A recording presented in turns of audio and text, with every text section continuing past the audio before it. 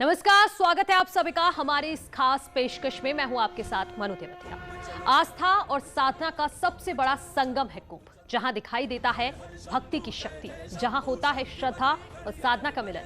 आज हम आपको दिखाएंगे हरिद्वार कुंभ में जूना अखाड़े के एक साधु की वो कहानी जो आपको हैरान कर देगी।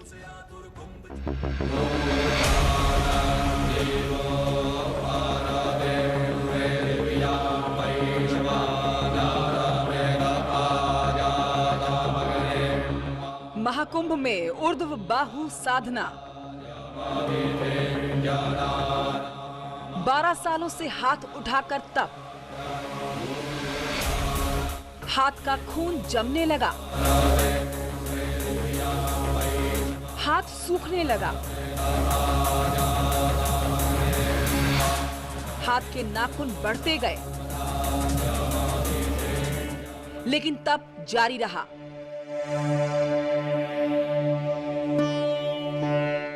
महाकुंभ में कर्णपुरी बाबा।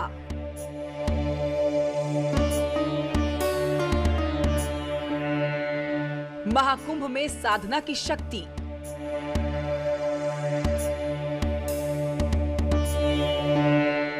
महाकुंभ में योग की शक्ति।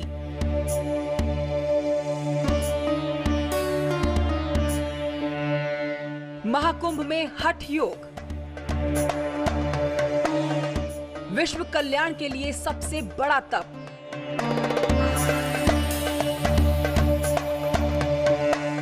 जिसने देखा वो हैरान रह गया।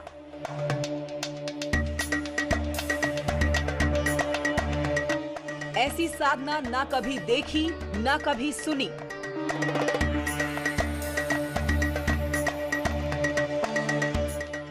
महाकुंभ में कर्णपुरी बाबा।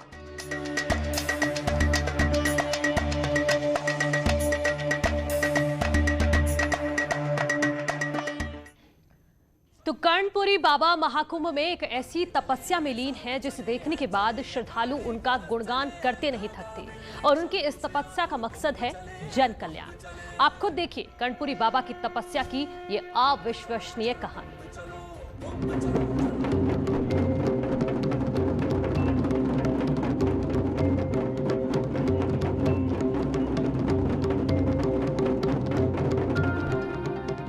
हरिद्वार में लगा है आस्था का सबसे बड़ा मेला।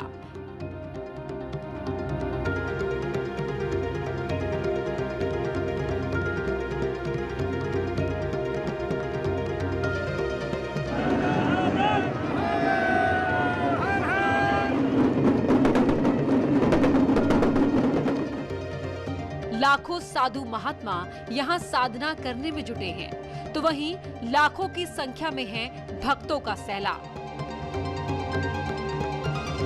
यहाँ दिखाई दे रही है साधना और तप की शक्ति। वो हठ साधना जिसे देखकर भक्त हैरान रह जाते हैं। इन्हीं में शामिल हैं महंत कर्णपुरी बाबा।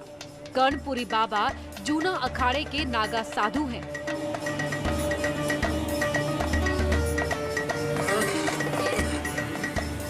इनकी साधना देखकर भक्त दांतों तले उंगली दबा लेते हैं। कर्णपुरी बाबा 12 सालों से अपने हाथ को इसी तरह ऊपर किए हुए हैं। दिन हो, रात हो या दोपहर, कर्णपुरी बाबा का हाथ इसी तरह ऊपर रहता है। ये हठ योग पिछले 12 सालों से इसी तरह जारी है। इस हाथ से बाबा कुछ नहीं करते। देखिए, लगातार हाथ ऊपर रखने की वजह से हाथ में खून का संचार कम हो गया है। हाथ सूखने लगा है, नाखून बढ़ गए हैं, लेकिन इतना सब होने के बाद भी कर्णपुरी बाबा अपना हाथ इसी तरह ऊपर रखे हुए हैं।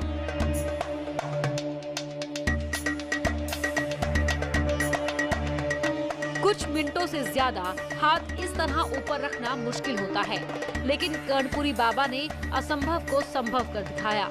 उनका हठ योग देख भक्त श्रद्धा से झुक जाते हैं। नाना प्रकार के तपस्वी संत हैं।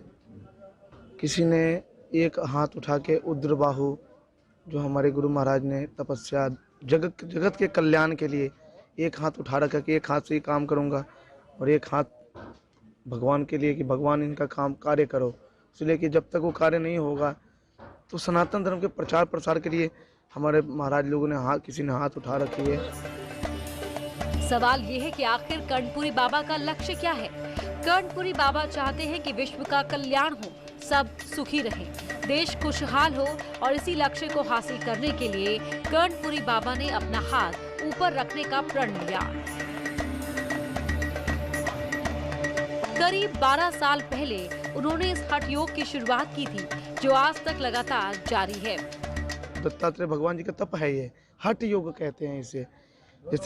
जैसे महाराज 9-9 साल से खड़े हैं तपस्या में, बैठते ही नहीं। कई महाराज ऐसे हैं जो आलू से फलाहार रहते हैं, जैसे हमारे महाराज जी हैं, कई वर्षों से भस्मी चढ़ा के रखते हैं।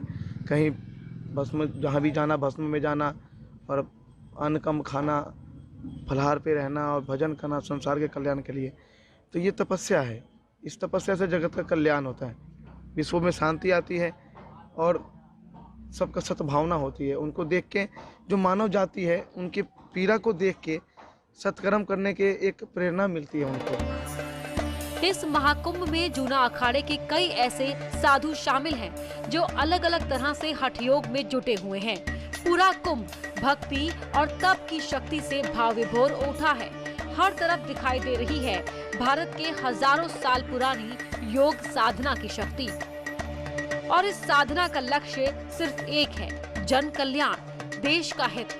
माना जाता है कि कुंभ के दौरान गंगा के पानी में विशेष शक्तियों का संचार होता है। जूना अखाड़े के साधु संत कुंभ में ध्यान हठ के साथ सर्वजन हित की कामना में जुटे हुए हैं, और इसी का जरिए है उर्व बाहु तपस्या। इस तरह की तपस्या करने से शुरुआती समय में पीड़ा जरूर होती है, लेकिन संतों का जीवन विश्व कल्याण के लिए ही समर्पित होता है, और धीरे धीरे साधना से पीड़ा कम होने लगती है और रह जाती है तो बस शांति और सबके कल्याण की भावना। यही है कुंभ का असली सार। न्यूज़ 18 के लिए हरिद्वार से पुलकित शुक्ला की रिपोर्ट। अब एक नजर कुंभ से जुड़ी 10 खबरों पर।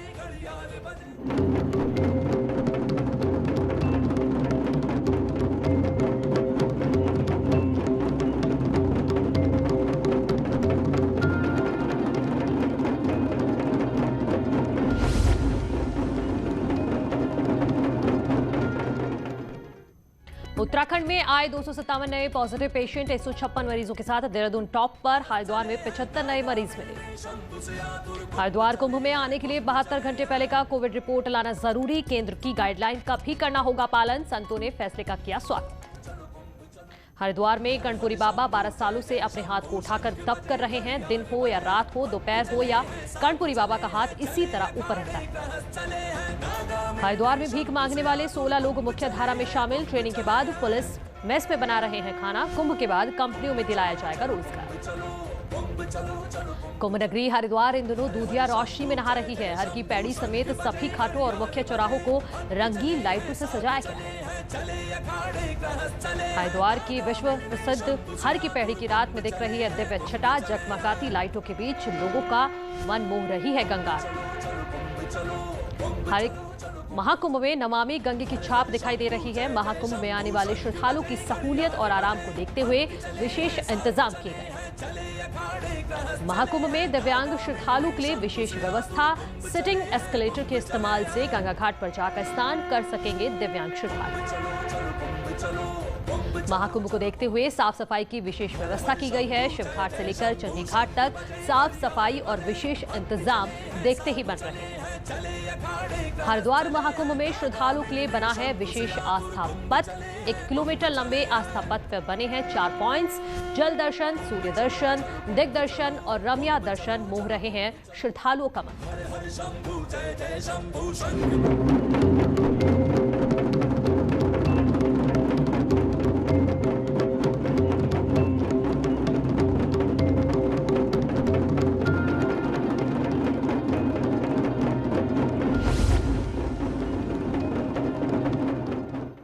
आगे बढ़ेंगे। OMG, ये मेरा इंडिया के नए सीजन में बहुत कुछ नया है जिसे देखकर आप हैरान हो जाएंगे। पर आपको नचाएगा शो का नया टाइटल ट्रैक जिसे गाया है बेनी दयाल ने। प्रीमियर सोमवार 29 मार्च को रात 8 बजे हिस्ट्री टीवी 18 पर। ब्रेक के बाद स्वागत है आप सभी का। प्रधानमंत्री मोदी का आत्मनिर्भर भारत का आह्वान देश की अर्थव्यवस्था के एक अहम मोड़ पर आया है। नेटवर्क 18 की पहल और आईटीसी द्वारा प्रस्तुत इस खास पेशकश स्वाभिमान भारत में हम आपके लिए देश भर से ऐसी कहानियां लाते हैं जो आत्मनिर्भरता का बेहतरीन उदाहरण है।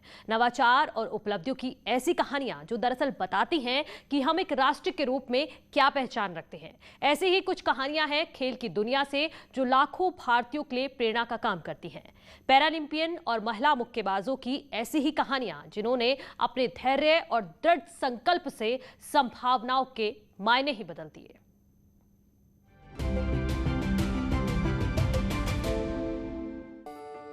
वरुण सिंह भाटी को छोटी सी उम्र में ही पोलियो हो गया था, लेकिन इसकी वजह से उन्हें खेल की दुनिया को ऊंचाइयों से छूने के लिए कोई रोक नहीं पाया और आज इन्होंने एक हाई जंपर के रूप में भारत को विश्व स्तर पर गौरवान्वित किया है।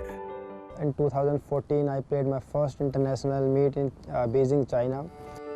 दीपा मलिक एक ट्रेल बेजिंग भारतीय पैरा एथलीट है जिन्होंने 36 साल की उम्र में अपने करियर की शुरुआत की। पैरा ओलंपिक खेलों में पदक जीतने वाली पहली भारतीय महिला। What I wanted to tell the world that a woman, despite of whatever physical challenges she is in, she is still a person and not be treated as a patient. बहुत से लोग इस बात को नहीं जानते कि स्नूकर के खेल का आविष्कार भारत में हुआ था। पंकज आडवाणी जैसे सितारों ने अपनी अनूठी उपलब्धियों के साथ भारत को विश्व स्तर पर पहचान दिलाई है। सामाजिक वर्जनाओं को तोड़ने और बेहतरीन उदाहरण साबित करने में खेल के सुपरस्टार्स का अहम योगदान रहा है। इन्हीं में से एक हैं बॉक्सर निखत जरीन। लड़कियां कमजोर नहीं होती है, लड़कियां सब कुछ कर सकती है। मैं भी चाहती हूँ कि और भी लड़कियां ऊपर आए और अपने देश का नाम रोशन करें। इन खिलाड़ियों ने स्वाभिमान भारत के लिए मंच तैयार करने के लिए प्रेरित किया है।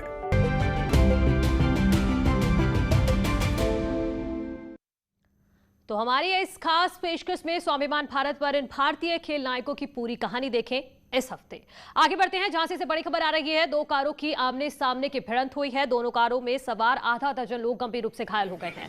सूचना मिलने पर मौके पर पहुंची पुलिस ने सभी घायलों को प्राथमिक इलाज के बाद मेडिकल कॉलेज में भर्ती करवा दिया है। मामला उल्दन थाना क्षेत्र के बंगरा पुलिस चौकी के पास झांसी कानपुर नेशनल हाईवे पर दोनों कारों की जबरदस्त आमने सामने की भिड़ंत हुई। तस्वीरें आपके सामने हैं। फिलहाल मेडिकल कॉलेज में भर्ती सभी घायलों की हालत गंभीर बनी हुई है। तस्वीरें देखिए झांसी की, जहां जबरदस्ती हादसा हुआ है। आमने सामने दो कारों की भिड़ंत, उसी की तस्वीरें आपके सामने हैं। झांसी से में हादसा हुआ है जिसमें 6 से ज्यादा लोग जख्मी हैं और सभी गंभीर हालत में बताए जा रहे हैं। फिलहाल अस्पताल में सभी घायलों का इलाज चल रहा है।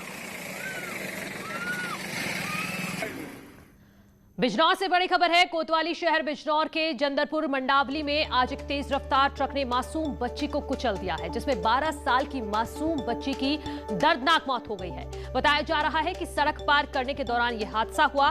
वहीं पुलिस ने आरोपी ट्रक ड्राइवर को गिरफ्तार कर लिया है। बिजनौर से ये दर्दनाक खबर, जहां एक मासूम बच्ची की जान चली गई है। फिलहाल मेरे साथ इस बुलेटिन में इतना ही। आगे भी खबरें जारी हैं।